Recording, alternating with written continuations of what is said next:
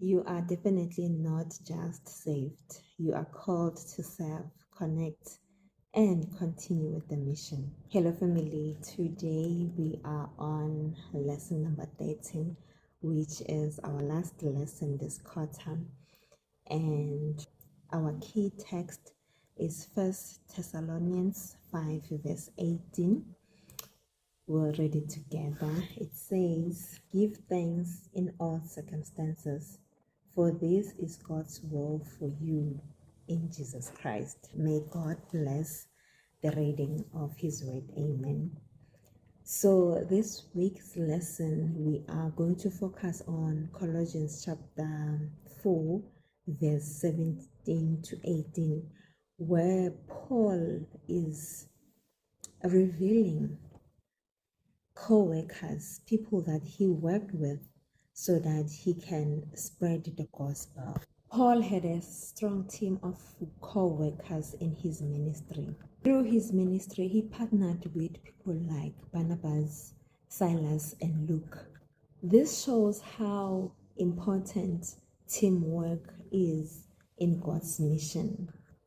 We also get to understand that Paul focused on major cities to spread the gospel quickly. Paul trained others to continue the work in places he couldn't reach, like Colossae, Laodicea, and Hierapolis. This week's lesson title is Standing in All the Work of God, and the main idea of the lesson is partnership, teamwork, investing in others, and planning. Now we are going to look at the Sunday part, which talks about outreach. Here we learn that Paul was very committed in spreading the gospel. Paul's strategy was to focus on important cities like Corinth and Ephesus because he knew that the gospel from those cities will be spread easily to other places. Paul didn't just build churches or start churches. He will go back to encourage the believers and help them to grow stronger in faith. When he couldn't visit the churches, he stayed connected by writing letters so that he can give care, support, and guidance to those churches. From the Sunday part, we get to learn that outreach is not just about reaching people, but it's about building stronger relationships and staying connected. Monday's lesson talks about church connectivity. Paul always found a way to keep churches connected and united. He didn't just send messages through people, he also sent personal greetings to individuals. Through these greetings, the believers were able to acknowledge that they belong to a bigger family of faith. They had that sense of belonging. Monday part, we get to understand that church is not just a building. We connect and we become a family of believers. As a family of believers, we need to be intentional about forming stronger relationships. Tuesday part speaks about standing perfect and complete. The lesson emphasizes on the importance of having a clear and focused spiritual purpose. In Colossians 4 verse 12 to 13, we are told about one co-worker. His name was Epaphras. He was very committed in prayer. So let's read the verse together to understand who he was. It's 12 to 13. It says, "Epaphras, who is one of you and a bondservant of Jesus Christ, sends you greetings. He is always striving for you in his prayers, praying with genuine concern, pleading that you may, as people of character and courage, stand firm, spiritually mature, and fully assured in all the will of God.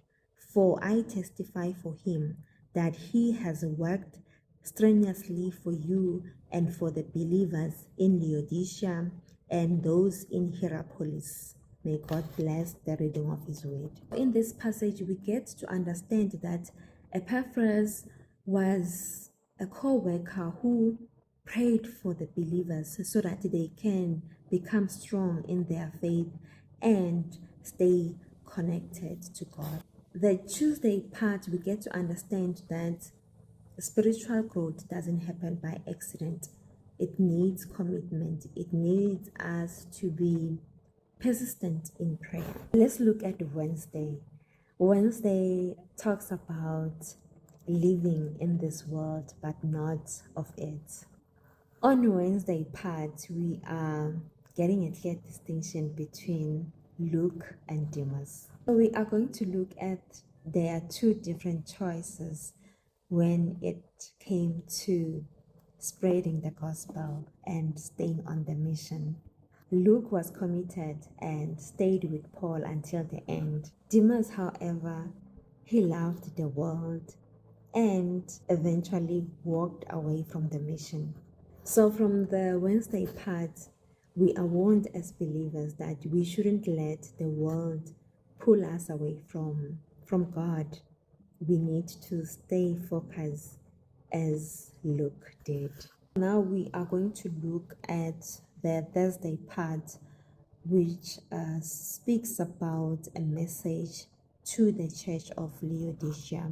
In Colossians 4, verse 16, we find Paul giving an instruction that after the church of Colossae read the letter he wrote to them, they must see to it that the church of Laodicea, they read the same letter, and also the letter that he wrote to the church of Laodicea, the church of Colossae must read it as well. Here we get to understand that both churches, they received the same message, and Paul warned the church that they must not lose their spiritual focus and be influenced by the world. We get to understand that the church of Laodicea was not fully committed and not completely rejecting the gospel, so it was lukewarm towards the gospel. The main idea was for the church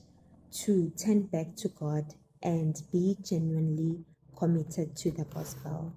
Family, this week, if we can sum it up, it was all about working as a team, working with each other's strengths so that we can easily spread the gospel to others. Be committed, being persistent in prayer, and just focus. Use our time wisely as Paul did. Paul, it didn't matter where he was. In prison, he will write letters. People will come visit him. He will give them messages. He spread the gospel wherever he was. We can do that today. We are called. We are saved for a reason, for a purpose. And the purpose is to spread the gospel far and wide. May God bless you and protect you. Amen.